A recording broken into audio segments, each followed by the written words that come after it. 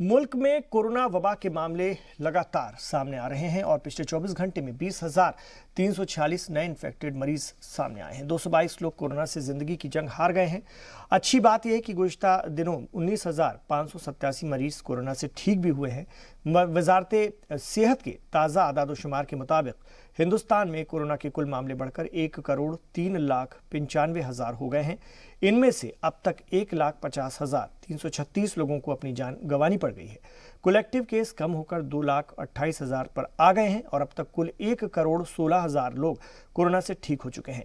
ICMR के मुताबिक 6 जनवरी तक कोरोना वायरस के लिए कुल 17,84,00,000 कोरोना के सैंपल टेस्ट किए गए, जिनमें से 9.37 लाख सैंपल कल टेस्ट किए गए और सबसे ज्यादा एक्टिव केस महाराष्ट्र में है। एक्टिव केस मामले में दुनिया में हिंदुस्तान का 11वां नंबर है, जबकि रिकवरी दुनिया में अमेरिका के बाद सबसे ज्यादा हिंदुस्तान में हुई है। मौत के मामले में अमेरिका और ब्राजील के बाद हिंदुस्तान का नंबर है।